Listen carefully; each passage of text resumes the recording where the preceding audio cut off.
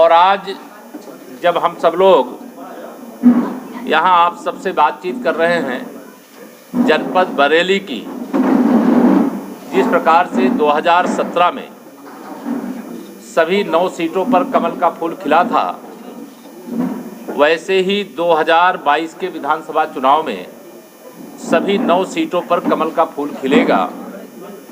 और अगर मैं प्रदेश की बात करूं तो प्रदेश में जिस प्रकार से हम 2017 में 300 से अधिक सीटें जीत करके सरकार बनाए थे, उसी प्रकार से 300 से अधिक सीटें जीत करके 2022 में ही भी 10 मार्च को वोटों की गिनती के पश्चात भारतीय जनता पार्टी की ही सरकार बनेगी।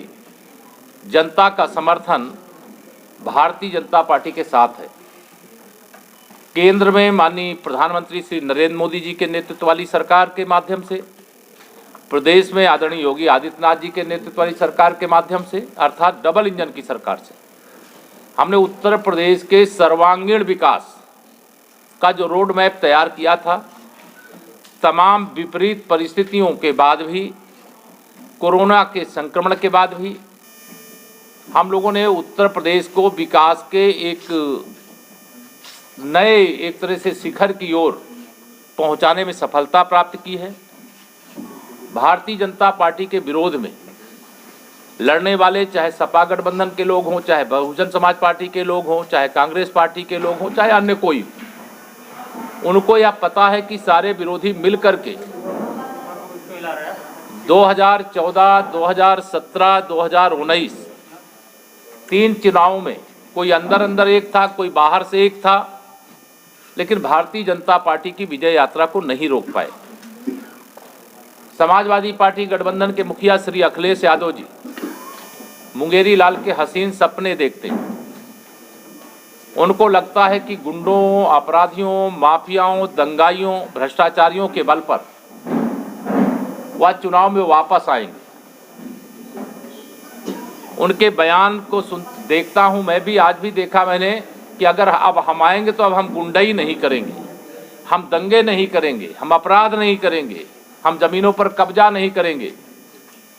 लेकिन समाजवादी पार्टी, उसके गठबंधन का चरित्र जो रहा है, वह चरित्र कभी बदल नहीं सकता है। उत्तर प्रदेश में भारतीय जनता पार्टी की लहर चल रही है। लोग जातिवाद से बाहर निकल कर कि बाबा जी की ब्रेकिंग है, जो आपके उम्मीदवार हैं उनके सतर्क से देखिए, श्री अखिलेश यादव जी बहुत बौखलाए हुए, बहुत घबराए हुए हैं। सिवा हत्यारों के गिरोह के सिवा, भ्रष्टाचारियों के गिरोह के सिवा समाजवादी पार्टी के पास कुछ बचता ही नहीं है। उनकी सूची देख करके स्पष्ट लगता है कि गुंडई के बल पर लोगों से वोट लेना चाहते हैं, लेकिन जनता ने समाजवादी पार्टी की साइकिल पंचर कर दी है, उनके गठबंधन के लोगों को नकार दिया है। बहुजन समाज पार्टी का कहीं अता पता नहीं है। लोग समझते हैं कि वोट बर्बाद नहीं करना है, कमल का फूल ही खुशहाली का प्रतीक है, गरीबी से मुक्ति का प्रतीक है, इसलिए श्री अखिलेश यादव जी की बौखलाहट का प्रतीक है। राहुल गांधी जी ने कहा है कि हिंदुत्ववादी व्यक्ति ने महात्मा गांधी को गोली मारी। देखिए, श्री राहुल गांधी जी आ गए विदेश से कि नहीं मुझे पता नहीं है, वो विदेश में है कि देश में है, लेकिन श्री राहुल गांधी जी, श्री अखिलेश यादव जी, इन सब का इंटरनल रिश्ता है। आपको सबको मालूम होगा, इसी उत्तर प्रदेश में भी 2019 का लोकसभा चुनाव हुआ था। अमेठी से राष्ट्रीय अध्यक्ष रहते हुए श्री राहुल गांधी जी चुनाव लड़े थे। सपा और बसपा ने उन्हें अपना समर्थन दिया था, उसके बाद भी वह चुनाव हार करके यहाँ से चले गए। उत्तर प्रदेश में कांग्रेस के पास फोटो खिंचाने वालों के अलावा कुछ नहीं बचा। आपने एक बात कही कि सवाल का दूसरी बार क्यों पूछ रहे हैं? आदरणीय योगी जी मुख्यमंत्री हैं और आदरणीय योगी जी के मुख्यमंत्री होने नहीं होने पर सवाल क्यों उठा रहे हैं? अभी तो आप ये समझिए, हम उत्तर प्रदेश में 300 से ज्यादा सीटें जीतने जा रहे हैं। आप सबके भी वोट में जानता हूं आप कमल के फूल पे ही देने वाले हो, क्योंकि आपके सुरक्षा की गारंटी भी भाजपा। अखिलेश यादव जी ने कहा कि हम पे परिवार का आरोप लगाते, परिवारवाद का आरोप लगाते हमारे परिवार को अपने परिवार में सम्मिलित करते चले आ रहे हैं। तो अपने परिवार, और देखिए उनकी जिम्मेदारी है कि अपने परिवार को संभाल के रखें। भारतीय जनता पार्टी में कोई अच्छी सोच, संस्कार और विचार का व्यक्ति, चाहे वो सपा में हो, बसपा में हो, कांग्रेस में हो, हमारे यहाँ हमारी विचारधारा को स्वीकार करता है। हमारे कार्यों को अच्छा देखता है, हमारे नेतृत्व को अच्छा देखता है, वो आना चाहता है। हमें लगता है इनको लेने से भाजपा को कोई नुकसान नहीं, तो हम ऐसे लोगों को लिए हैं, लेंगे, आगे भी लेंगे। अयोध्या और काशी के बाद अब मथुरा की चर्चा हर जगह पे है। तो नहीं, अयोध्या, काशी, मथुरा उत्तर प्रदेश में है और उत्तर प्रदेश के सभी तीर्थ स्थलों का हम व्यापक विकास कर रहे हैं। श्री अखिलेश यादव में दम हो तो अपने गठबंधन के बल पे रोक ले, मथुरा की सभी सीटें जीतेंगे। ठीक, मथुरा में मंदिर फिर बनेगा क्या? मथुरा में तो मंदिर बना हुआ है, भव्य रूप देना बाकी है। जो विवादित परिसर कोर्ट के समक्ष है उसका कोई विवाद नहीं हम लोग करते। जो बाबा विश्वनाथ जी का धाम भी काशी में बनकर के तैयार हुआ है, विवादित परिसर को छोड़ करके, बाकी विकास करना हमारी जिम्मेदारी है, हमारा कर्तव्य है, जिसको हम निभा रहे हैं और निभाएंगे। अखिलेश जी कह रहे हैं 300 से पार हम जाएंगे, आप भी कह रहे हैं। नहीं, अखिलेश जी, श्री अखिलेश जी का, आप सब मेरे पत्रकार दोस्तों, उनका 2014 जब मुख्यमंत्री थे उनका बयान देखिए, कितने लोकसभा सीटें जीतने का दावा कर रहे थे। 2017 में जब मुख्यमंत्री थे कितनी जीतने का दावा कर रहे थे। जब कोई नहीं रास्ता निकला तो सांपनाथ, नागनाथ, नेवलानाथ, 2019 में सब एक हो गए, सपा, बसपा, कांग्रेस, लोकदल सब एक हो गए। रोक पाए क्या बीजेपी को? 64 सांसद हमारे जीते, 51% वोट के साथ फिर माननीय नरेंद्र मोदी जी देश के प्रधानमंत्री हैं। रामलला का भव्य मंदिर बन रहा है, धारा 370 खत्म हो गई है, देश विकास के पथ पर आगे बढ़ रहा है। ये विश्वास भी उनका आप ही की वजह से आ रहा है। वो कहते हैं आप 47 से 325 पहुंच गए। अखिलेश जी कभी किसी प्रेस में मिले तो उनसे जरूर कहिए, वो अपनी 47 अगर बचा लेंगे तो मैं मानूंगा कि वो अच्छे, नहीं तो अभी उनसे ये पूछिएगा कि कितने दिन 5 साल के कार्यकाल जो बीता विपक्ष में रहे, विपक्ष के नाते वह 5 साल में कितने दिन देश में रहे, कितने दिन विदेश में रहे, कितने दिन कोरोना से पीड़ित लोगों की सेवा में लगाए और कितने घंटे लगाए। दिन तो बहुत ज़्यादा होता, घंटे लगाए। जिस दिन से चुनाव हुआ उस दिन से आप अखिलेश जी को देख रहे हो, दिखा रहे हो। जिस दिन से चुनाव गा रहे हैं, बहन मायावती जी की प्रेस आप लेकर के उसको छाप रहे हो, दिखा रहे हो। ये सब चुनावी बरसाती लोग हैं और इन लोगों का जनता की सेवा से कोई मतलब नहीं है। सत्ता जाति बिरादरी धर्म के नाम पे प्राप्त करो। लगातार बीजेपी अपने पक्ष में, हमें डोरे डालने की आवश्यकता नहीं है।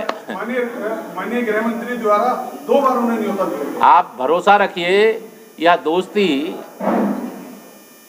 10 मार्च के बाद कहीं दुश्मनी में न बदल जाए, मुझे तो इस बात की चिंता है। आपके मोहल्ले में बच्चों को पीटा गया इलाहाबाद में, क्या कहना चाहेंगे? नहीं, हमने बच्चों के बारे में कहा, जिसने पीटा है उनके खिलाफ कार्रवाई की, जांच कर रहे हैं।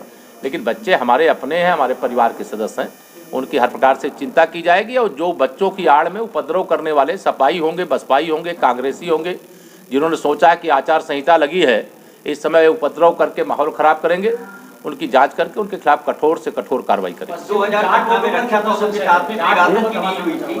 पेगासस की डील हुई थी 2017 में रक्षा, उसमें देश की सर्वोच्च अदालत का फैसला है, जांच कर लेंगे। जाट वोटों को लेकर पूछा था कि पश्चिम में जाट वोटों को लेकर काफी घमासान मचा हुआ, कितना? नहीं, कोई घमासान नहीं मचा हुआ है। जाट समाज हो, चाहे गुज्जर समाज हो, चाहे सैनी समाज हो, चाहे कश्यप समाज हो, चाहे अनुसूचित वर्ग के भाई बहन हो, सब भाजपा के साथ है। मैं इसीलिए कहता हूं कि भारतीय जनता पार्टी अगड़ा वर्ग, पिछड़ा वर्ग, अनुसूचित वर्ग की त्रिवेणी है और इस त्रिवेणी के साथ सब लोग समाहित। आपकी पार्टी के समय प्रसाद मौर्य कह रहे हैं कि पिछड़ों को उचित सम्मान नहीं मिला, क्या आप चिंता मत करिए, केशव प्रसाद मौर्य बैठे हैं यहाँ, इसके बाद प्रमाण अपने आप में सामने। पिछली बार चुनाव आपके नेतृत्व में आपके चेहरे पे लड़ा लिया, दुर्भाग्य से आप उस स्थान पे। कोई दुर्भाग्य नहीं है, सौभाग्य है कि योगी आदित्यनाथ जी जैसा साहसी और हमारे बहुत प्रभावी मुख्यमंत्री मिले, जिन्होंने उत्तर प्रदेश की परिस्थितियों में इतना सुधार लाया। और हम सब 5 साल से साथ काम कर रहे हैं। और जो विपक्ष खोजता है, मेरे आप सब पत्रकार मित्र खोजते हैं, उसमें कोई सच्चाई नहीं। हम और योगी जी एक हैं। योगी जी ने अपनी स्थिति स्पष्ट कर दी कि वो तो सीएम बनेंगे अभी कल के एक प्रोग्राम में। नहीं तो मैं क्या स्थान होगा? मैं स्थान मैं अपना तय करूंगा।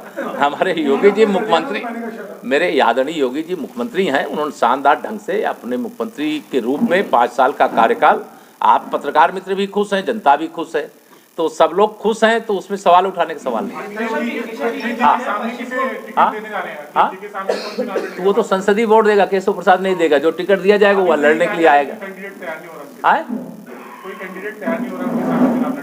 आप ऐसा मत मानिए, भारतीय जनता पार्टी के पास एक नहीं अनेक लोग हैं। कौन श्री अखिलेश यादव जी को हराएगा उसकी समीक्षा कर रहे हैं। पश्चिम को लेकर एक अलग से रणनीति बनाई है बीजेपी ने, सारे राष्ट्रीय नेतृत्व देके प्रदेश के सारे। अरे राष्ट्रीय नेता, प्रदेश नेता, चुनाव को लेकर किस तरह की हवा? राष्ट्रीय नेता और प्रादेशिक नेता तो भाजपा के पास हैं, सपा बसपा कांग्रेस के पास नहीं है, तो क्या हम उनके पास भेजेंगे? क्या भारतीय जनता पार्टी के पास जो हमारा नेतृत्व है, हम सामूहिक रूप से बता दीजिए क्या वाकई थी या नहीं? हाँ, मैं कह रहा हूँ हम 5 साल से साथ हैं और साथ थे, साथ हैं, साथ रहेंगे। जो है ऐसी चीज़ें देख रहे हैं, सुन रहे हैं, जिनको सुनाई पड़ा है, या तो उनके कान में ज़्यादा कुछ ऐसी चीज़ सुनाई पड़े, कोई और विपक्ष के पास मुद्दा विहीन विपक्ष है, उनके पास कोई मुद्दा नहीं। तो उनको जब इस प्रकार की बातें करते हैं कि केशव प्रसाद को सीएम बनाना चाहिए, केशव प्रसाद को यह करना, ये सब बयान देते हैं, तो मैं श्री अखिलेश यादव जी से पूछना चाहता हूँ कि 2012 से 2017 तक जब उनकी पार्टी बहुमत में थी, तो क्या किसी पिछड़े वर्ग के किसी को भी उन्होंने डिप्टी सीएम बनाया था? क्या नहीं बनाया। प्रदेश के मुख्यमंत्री और देश के बहुत बड़े नेता के रूप में जिन्होंने सेवा दी, ऐसे बाबूजी श्री कल्याण सिंह जी का निधन हो गया।